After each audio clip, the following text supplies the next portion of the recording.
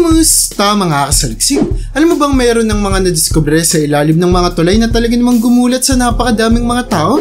Kaya mula sa mga nakatagong sikreto ng isang kanal hanggang sa tulay kung saan nagsusuicide ang mga aso. Bakit kaya? Ay pag-usapan natin ang 10 nakakagulat na diskubre sa ilalim ng tulay. Kaya kung handa ka ng malaman ng mga ito ay simulan na natin. Number 10, lihim ng kanal. Nang linisin ng Saint Martin Canal sa siyudad ng Paris sa bansang France matapos ang 14 na taon mula nung huling linisin ito, ay talaga namang napakadaming mga tao ang nagulat sa kanilang nadiskubre dito, kung saan dulot na matagal na ang huling paglilinis sa kanal ay hindi nakatakataka ang pagkakaroon ng napakadaming mga kakaibang bagay dito, kagaya ng halos 50 toneladang mga basura, bike, upuan, at meron pa nga ditong baril na sadyang nagbigay ng takot sa mga nakatuklas nito. Tinanggalan ng humigit kumulang 25 milyong galon ng tubig ang kanal na agad din namang pinalitan matapos itong linisin, kung kaya't sa kasalukuyan ay malinis at maayos ang tubig na dumadaloy sa Saint Martin Canal. Habang ang ilang mga isda na nakatira dito noong madumi pa ito ay agad na inilipat sa mga ligtas na lugar upang doon na sila manirahan sa takot na posibleng bumalik pa ulit sa maduming estado ang kanal sa hinaharap. Kumusta mga kasaliksik? Ako po si John Mark Guzman, ang boses sa likod ng Saliksik TV. At ngayon ay gusto ko kayong imbitahan na mag-subscribe sa Saliksik Gaming kung saan maglalaro at mag-e-enjoy tayo. Kaya ano pang hinihintay mo? Subscribe na at see you there kasaliksik. Number 9, nakalambiting kotse. Maniniwala ka ba kung sasabihin ko sa iyo na may isang sasakyan na tila ba naging si Spider-Man dahil naglambitin ito sa ilalim ng tulay na talaga namang nagbigay ng kaba at takot sa madaming mga tao? Ang sasakyan ay lulambitin sa ilalim ng tulay ng siyudad ng Toronto sa bansang Canada, kung saan dahil sa sikat itong daanan ng mga sasakyan ay talaga namang mataas ang posibilidad na yumanig ang tulay at bumagsak ng tuluyan ng kotse. Mabuti na lamang at naharangan agad ng mga pulisya ang mga sasakyan na balak dumaan sa tulay, kung kaya't hindi tuluyang bumagsak ang kotse. At kahit na agad na inimbestigahan ng mga otoridad kung paanong napunta at lulambitin ang sasakyan sa ilalim ng tulay, ay hindi pa rin nila natukoy kung saan ito nagmula. Number 8, nakakakilabot na mga nilalang. Ano ang gagawin mo kung habang naglalakad ka sa daanan ay bigla mo na lamang makita ang mga kakaibang nilalang na ito na nakuhanan sa video, kung saan makikita ang mga ito na nakalambitin sa ilalim ng tulay na para bang mga unggoy, kung kaya't nang madiskubre ito ng madaming mga tao ay labis na lamang ang kanilang pagkagulat.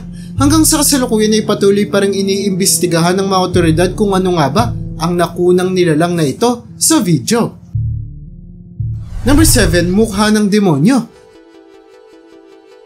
Maaaring pamilyar ka na ang Google Earth Map ay kayang tignan kahit pa ang imahe ng mga daanan, kung saan madali lamang nitong may papakita ang bawat nangyayari sa ating mga kalye.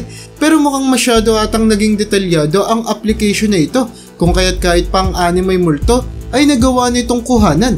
Makikita ang nakakatakot na imahe ng isang nilalang na talaga namang nagbigay ng takot sa lahat ng nakakita dito, dulot na nakunan pa naman ang isang kakaibang mukha ng demonyo o multo na talaga namang sumikat matapos itong ilabas sa social media, kung saan madaming mga tao nagsabi na sila ay binangungot matapos nilang makita ang imahe na ito. Number 6, nakatagong opisina.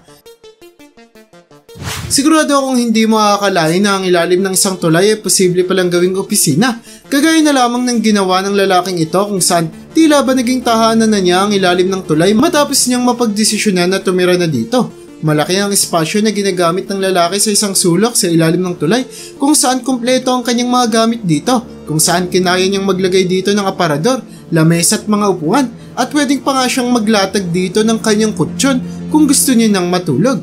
Talaga naman nakakagulat at nakamamangha ang ginawang ito ng lalaki, at dahil hindi kinakailangan ng renta para tumira sa ilalim ng tulay, ay sobrang nakatipid din siya matapos niya itong gawing tirahan. Number 5, totoong alien. Maniniwala ka ba kung sabihin ko sa iyo na may nakunang video kung saan sinasabing posibleng maging patunay ito na totoo ang mga alien? Ang video na sinasabing patunay na totoo ang mga alien ay talaga namang gumulat sa lahat ng tao, dulot na nakuhaan nito ang isang kakaibang nilalang na naglalakad sa ilalim ng tulay, kung saan madaming mga tao ang nagsasabi na posibleng isang alien ang nakunan sa video. Sa kadahilan ng ang nilalang ay matangkad na payat at may balat na kulay green na talaga namang sakto sa kadalasang description ng mga alien sa ating mga pinapanood na pelikula. Hindi pa rin matukoy sa kasalukuyan kung totoo nga bang mayroong alien sa ating planeta. Ngunit dahil sa mga video katulad nito, ay tumataas ang posibilidad na totoo ang mga nilalang na ito na nanggaling sa labas ng ating daigdig. Number 4, kakaibang sementeryo. Paano kung sabihin ko sa iyo na mayroong kakaibang sementeryo sa siyudad ng Paris sa bansang France, kung saan kaysa sa maliwalas na kapatagan o lokasyon ay matatagpuan mo ito sa ilalim ng tulay.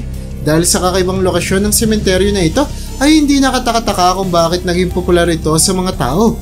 At dahil kadalasan sa mga nakatira sa sementeryong ito ay mga sikat na artist, ay dapat nang asahan ang pagiging sobrang makasining ng mga mausoleo dito, kung saan ang mga puntod at mga lapida ay ginawa pa ng mga veteranong mga artist upang maging ubod ng ganda ang kanilang magiging huling hantungan at kanilang magiging libingan sa panahon ng kanilang kamatayan.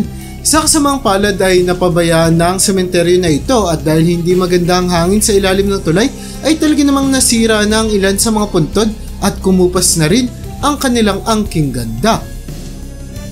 Number 3, gininto ang tulay. Kung mapapadpad at mabibisita ka sa bansang Vietnam, ay sigurado akong gugustuhin mong mabisita ang tulay na ito na talaga namang magpapahanga sa lahat.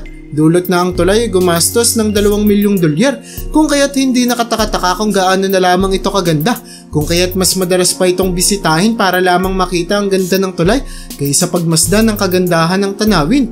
Ang tulay ay ginagamit para makita ang buong kagandahan ng Tien Thai Garden, kung kaya't nang mas magustuhan ito ng mga tao kumpara sa pagtanaw sa hardin, ay talaga namang makikita kung gaano na lamang kamangha-mangha ang ginantoang tulay na ito. Hindi lang ang gininto ang itsura ng tulay na ito ang talaga namang nagpamangha sa lahat, kundi ang kakaibang natagpuan sa ilalim nito, kung saan tila ba mayroong 2 higanteng kamay na nakahawak at nag-aangat dito, kung kaya't aakalain mong buhat-buhat ito ng isang higante.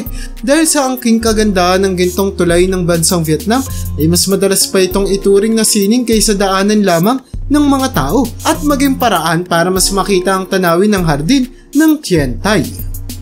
Number 2, tulay ng demonyo.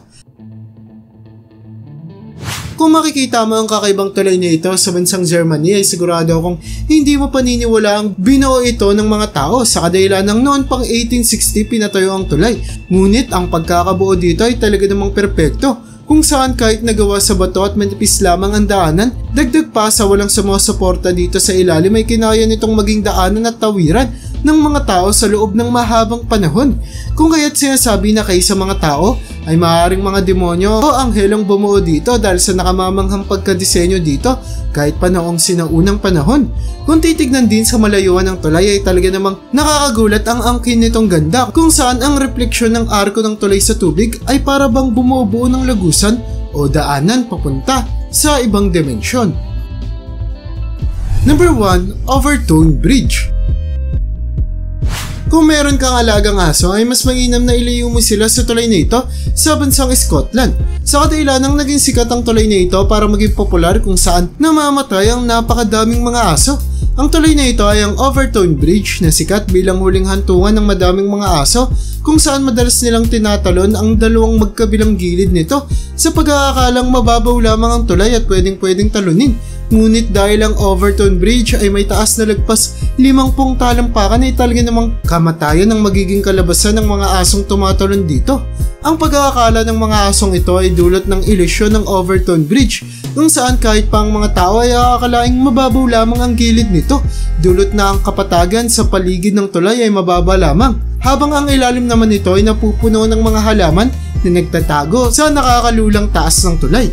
Kung kaya't hindi nakatakataka kung bakit napakadaming mga tao at hayop ang nag-aakalang mababaw lamang ito. At yan ang bumabuo para sa listahan natin sa video na ito. Talaga namang napakadaming mga bagay ang posible nating madiskubre sa ilalim ng ating mga tulay, dulot na sadyang perpekto silang lugar para pagtaguan. Kung kaya't hindi nakatakataka kung napakadaming mga bagay ang maaaring matuklasan dito na posibleng gumulat sa napakadaming mga tao. Kaya para sa'yo, alin sa mga nadiskubring ito ang pinaka nakakagulat para sa'yo? I-comment mo naman yan sa baba at hanggang dito na lang muna ang aking bahagi. Hanggang sa muli mga kasaliksik, maraming salamat sa panonood. See you in my next vid.